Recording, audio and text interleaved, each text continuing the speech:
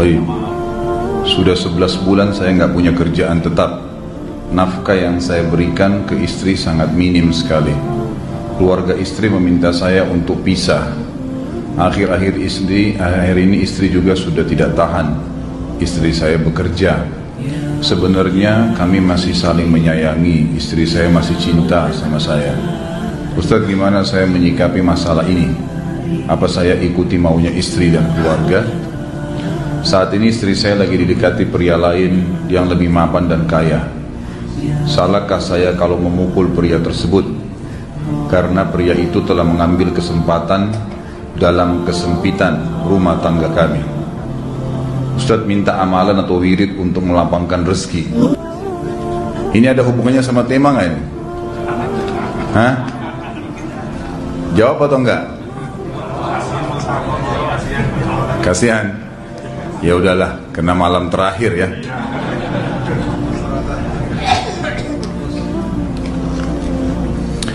Yang pertama sekali, saya menyarankan Anda saran dari laki-laki ke laki-laki. Prinsiplah dan jangan merendahkan diri di hadapan wanita. Maksudnya begini. Pada saat seorang wanita yang menjadi istri Anda membutuhkan Anda, tunjukkan kebutuhan kita 1000 kali daripada dia. Dia sayang, dia perhatikan, dia siap berkorban. Kita harus 1000 kali lebih hebat daripada itu. Laki-laki memang penaung. Tapi kapan dibalik? Kalau saya pribadi, kapan dia tidak butuhkan, menunjukkan kebutuhan, saya 1000 kali tidak butuh sama dia.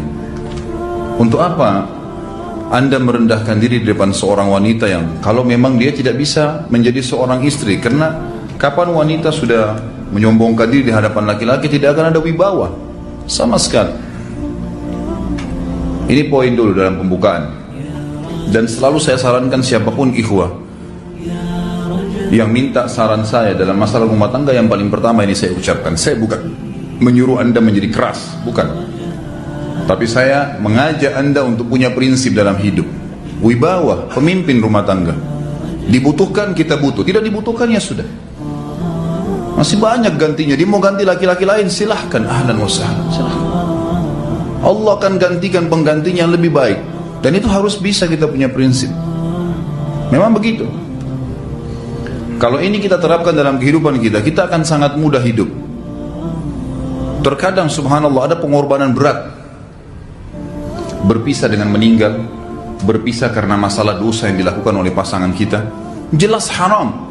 Kalau ada seorang istri hanya karena masalah suaminya kekurangan ekonomi mau berhubungan sama laki-laki lain, wanita apa ini? Cinta itu pengorbanan, kasih sayang, bukan hanya pada saat mampu kemudian disayang, pada saat tidak mampu kemudian ditinggal. Subhanallah. Hati-hati, hukum Allah subhanahu wa ta'ala berlaku. Akhwat yang jadi istri, ikhwah, yang jadi suami, harus tahu pasangan kita itu punya Tuhan sebagaimana kita punya Tuhan yang sama. Dan Allah itu maha adil. Memang dalam kehidupan kita ada naik turunnya.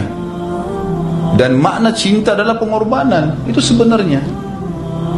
Kalau hanya kita kantongnya lagi penuh kemudian disuka sama istri, pada saat lagi tipis, lagi masalah kemudian dia mau berhubungan sama laki-laki lain, na'udzubillah min dzalik, wanita apa ini? Kalau saya tidak naungin. Kalau saya nggak naungin. Kamu mau sama dia silahkan. Silahkan jalan.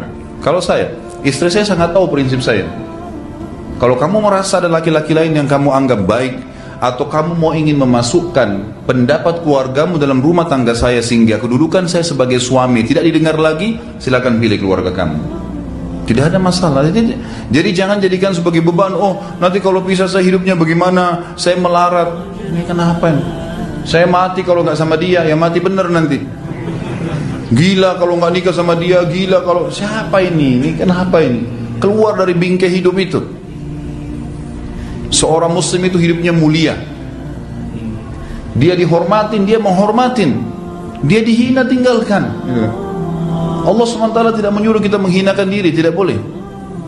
Kalau wanita ini misalnya, istri ini yang dikatakan tadi masih mencintai suaminya, dia hanya sekedar minta kerja, ya, garis bawahi kalimat ini ya, dia hanya sekedar minta kerja untuk membantu nafkah rumah tangga, ahlan wa sahlan, jempol, nggak masalah, bagus itu.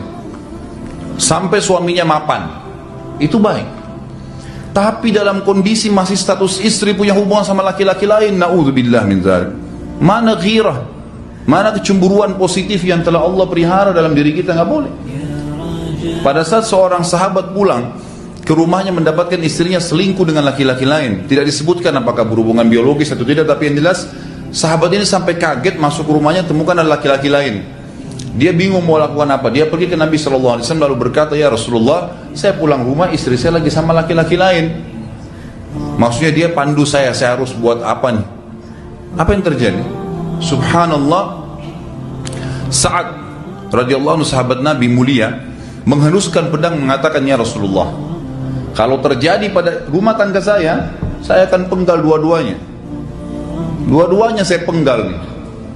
Tapi di sini ulama bilang, saat ingin menghukum kalau terjadi pada keluarganya dengan penggal ini, bukan maksudnya dia menghukum secara individu, maksudnya saya ingin terapkan hukumnya Allah, dirajam, dibunuh karena mereka sudah menikah dan berzina.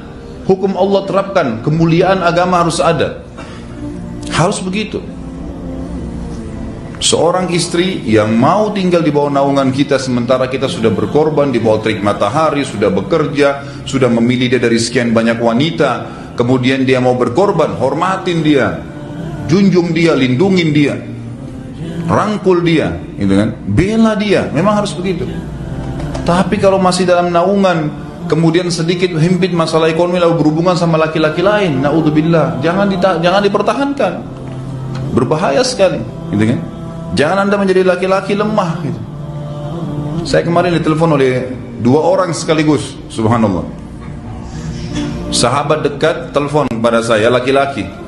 Ustaz, maaf mau ngomong sebentar. Baik, silahkan.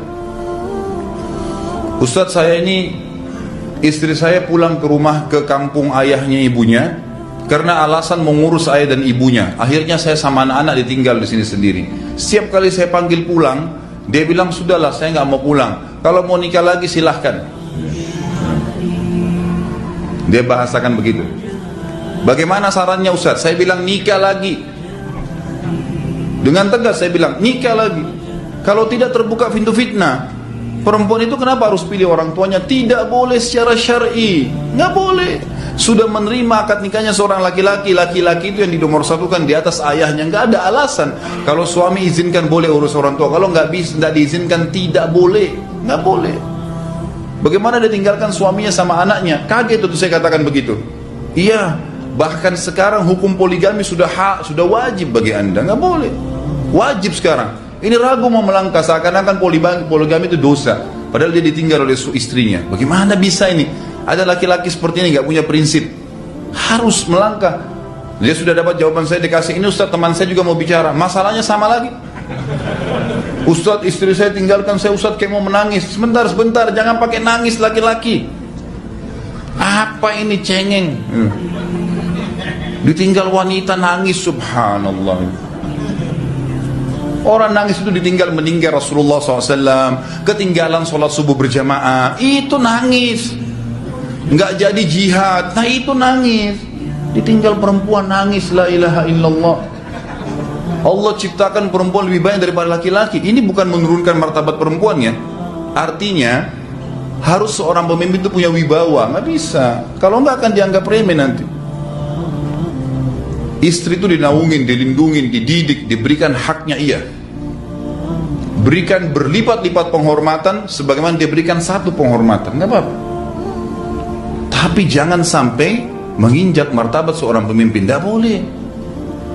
Akhirnya saya sampai bilang sama dia, akhi, ambil keputusan. Kamu mau balik sama saya berumah tangga di sini, atau kamu pilih rumah orang tua kamu? Oh, saya pilih orang tua saya, baik, saya ceraikan kamu sekarang. Assalamualaikum, tutup telepon, selesai. Jangan lama-lama. Cengeng sekali, udah sujud sama Allah, saya masih berat cintanya Allah. Ia minta kepada Allah subhanahu wa ta'ala, minta gampang dihilangkan dari hati. Sebagaimana dia datang dia bisa keluar, gampang itu. Subhanallah ya, jangan terlalu mencintai dunia berlebihan. Kalau saran saya, kalau istri Anda ini tanya baik-baik, kalau kamu bekerja hanya karena mau bantu nafkah rumah tangga sekarang, ahlan wa sahlan, silahkan. Selama pekerjaan halal, antar dia ke tempat kerjanya. Muliakan dia, jaga, jemput pada saat pulang. Anda pembelahnya. Begitu. Tapi kalau berhubungan sama laki-laki, ada subhanallah suami, depannya dia istrinya telepon laki-laki lain dan dia menerima itu. Mana ini? Dalam agama haram. Wallah haram itu hukumnya. Nggak boleh. Itu namanya dayuth dalam agama. Nabi SAW mengatakan Allah melaknat dayuth. Kata sahabat, siapa itu dayuth ya Rasulullah? Laki-laki yang tidak punya cemburu terhadap pelanggaran agama yang terjadi pada istrinya. Gimana caranya? Nggak boleh dalam agama Islam, gitu kan? Makanya biasakan hati kita terisi dengan cinta kepada Allah SWT dan bukan cinta kepada manusia. Mencintai istri karena Allah yang perintahkan, mencintai suami karena Allah yang perintahkan. Jadi semua karena Allah. Tidak ada kata-kata hilang, tidak ada rugi kalau kita meninggalkannya. Jadi ini hal mendasar yang saya tahu, Allahu alam. Jadi sampaikan seperti itu. Kalau wirid apa? Saran saya adalah memperbanyak istighfar kepada Allah SWT. Gunakan momen musibah itu sebagai kesempatan untuk mendekatkan diri dengan Allah Subhanahu wa taala. Begitu.